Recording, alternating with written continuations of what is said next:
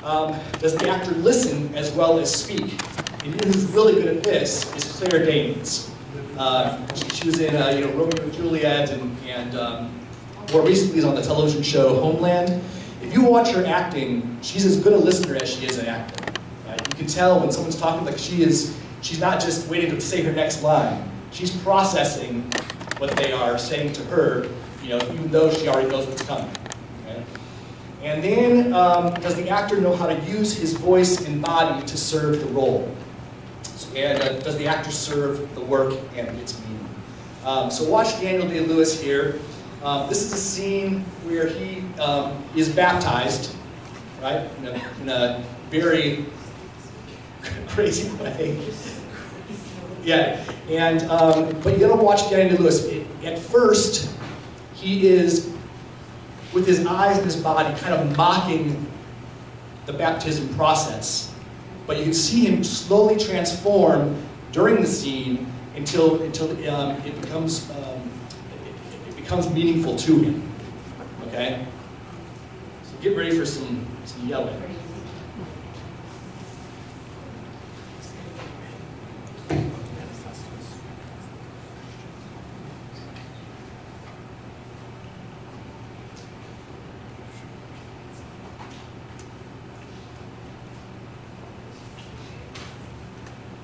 The doctrine of universal salvation is a lie, is it not? It's a lie.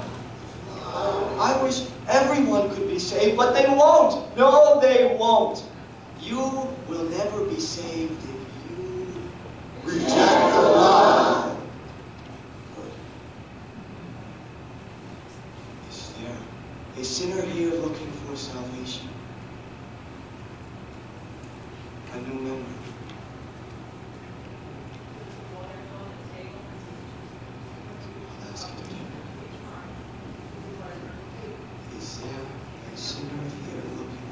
Yes.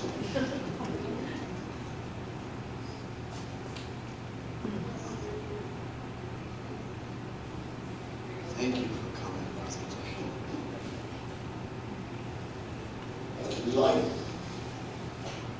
We have a sinner with us here who wishes for salvation. Daniel, are you a sinner? Yes. Oh Lord, I can't hear you, Daniel. Say it to him. Go ahead and speak to him. Yes. Down on your knees.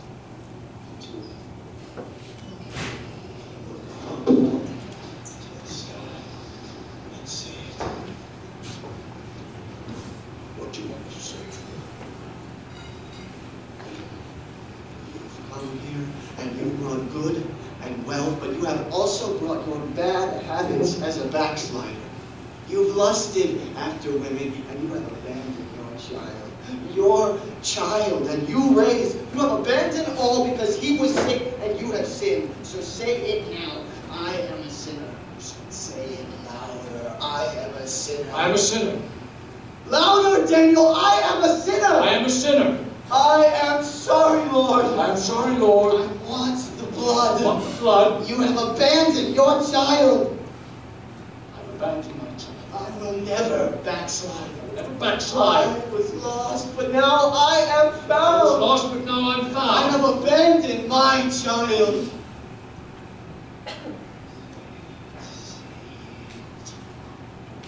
Say it louder. Say it louder. I've abandoned my child. I've abandoned my child. I've abandoned my boy. Beg for the blood. Give me the blood, Lord, and let me get away. Do you accept Jesus Christ as your Lord and Savior? Yes, I do. Get out of here, devil! Out, devil! Out, sin! Do you accept the church of the third revelation as your spiritual God? Get out of here! Get out of here! Get out of here! Do you accept Jesus Christ as your Savior? Yes, I do.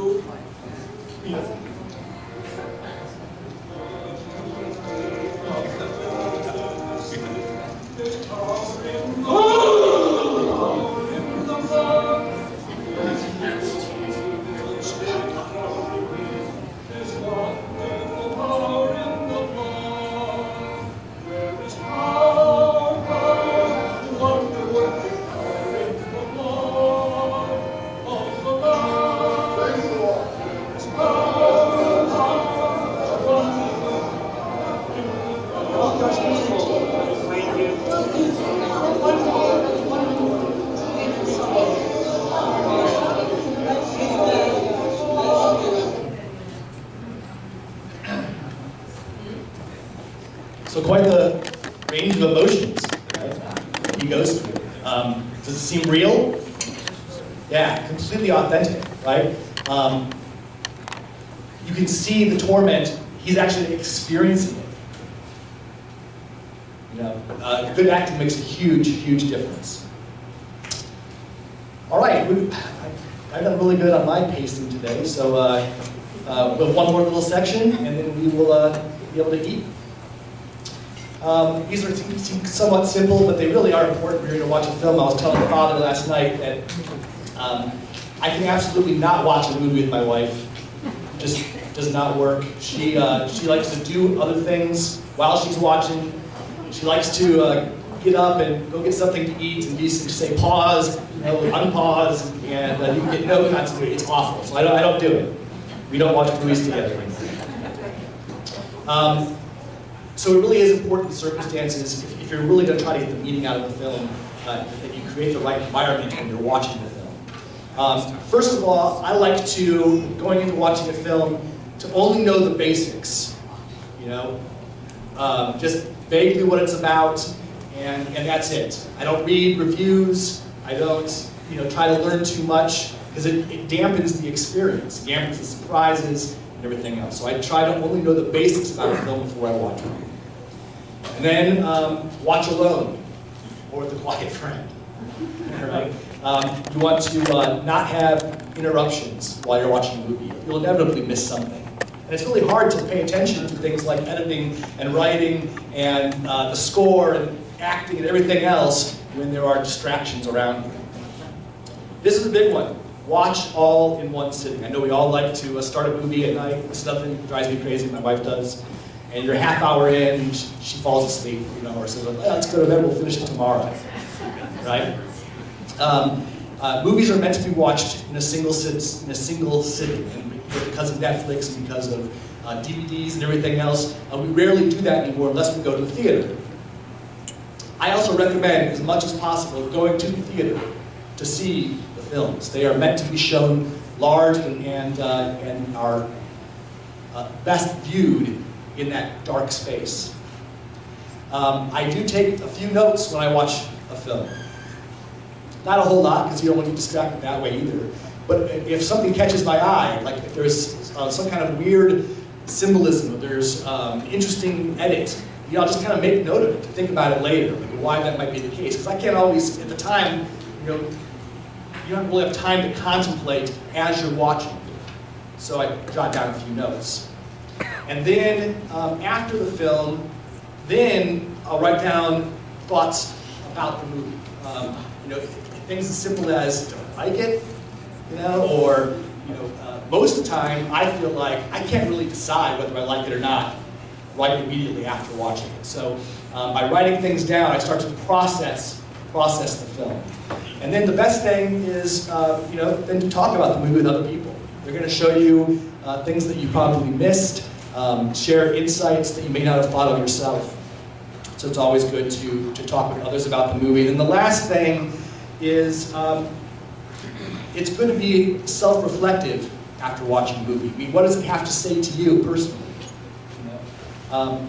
I'm going to talk tonight, or not tonight, I keep saying tonight. I'm going to talk this afternoon, after we watch, whoever's going to stay and watch Lars and the Real Girl with me, I'm going to share some life applications that I got out of that film, and to give you some examples of what I mean, some of the spiritual insights. So, so now we've done why watch and how to watch, and so now I'm going to help you after lunch, and we'll talk about what exactly to watch, what not to watch. Okay? Thank you so much. Q&A. Q&A.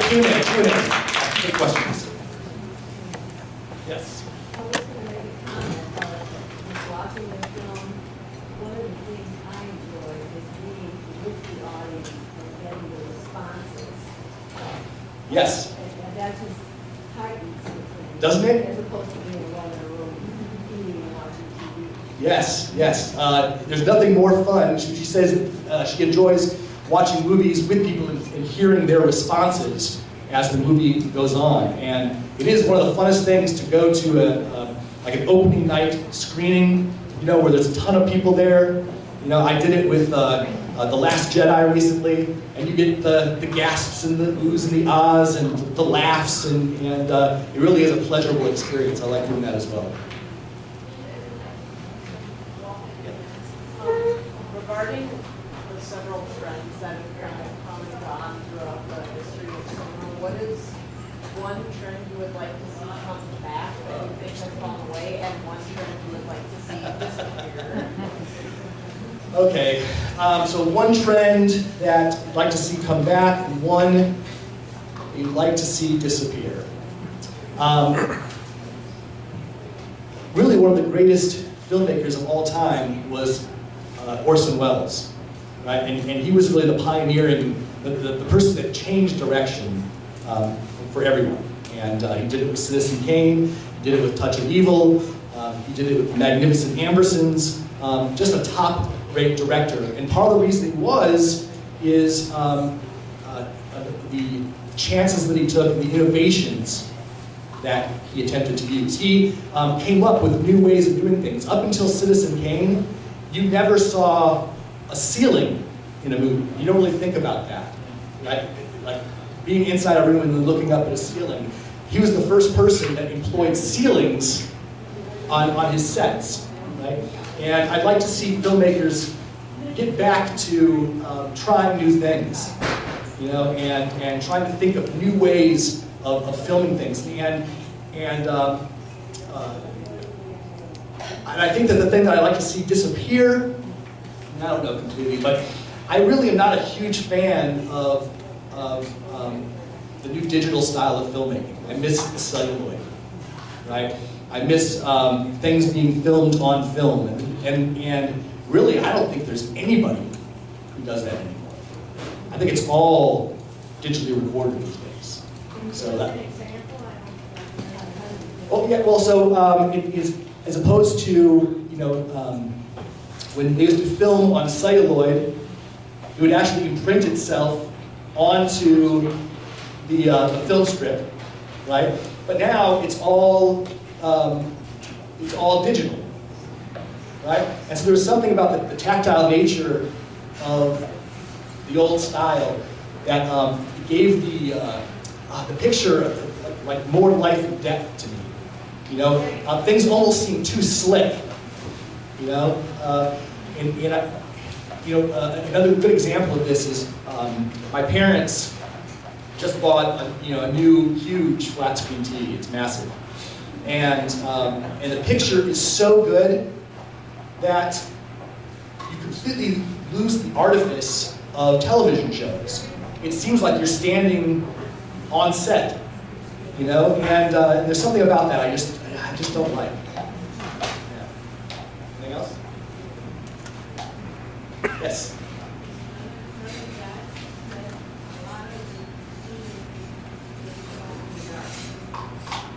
In what now?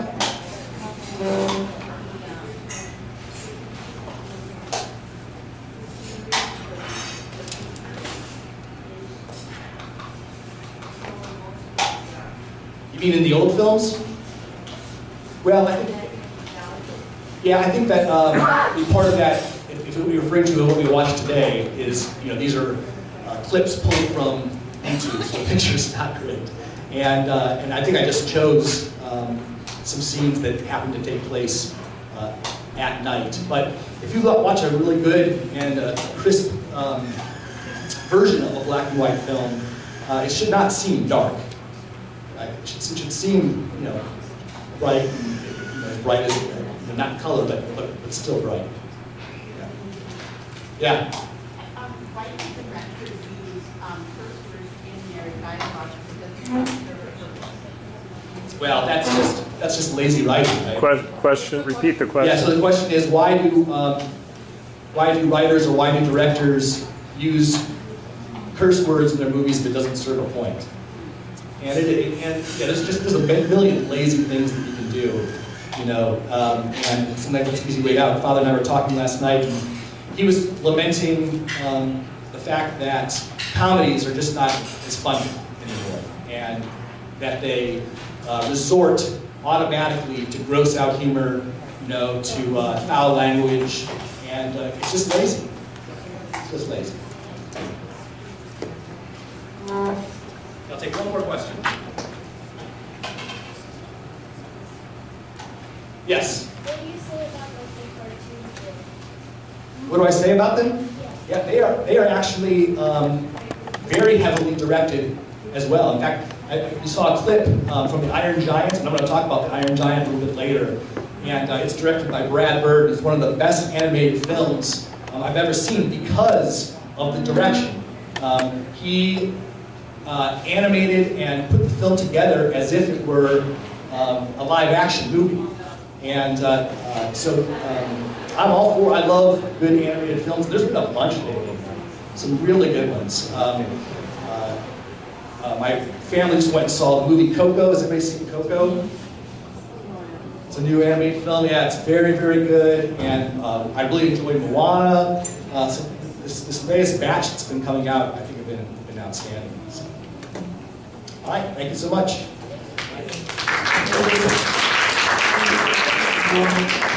Okay, we're gonna have, I don't know if they're ready to serve, we're ready to serve lunch, but we're gonna have a prayer to bless the lunch now, just so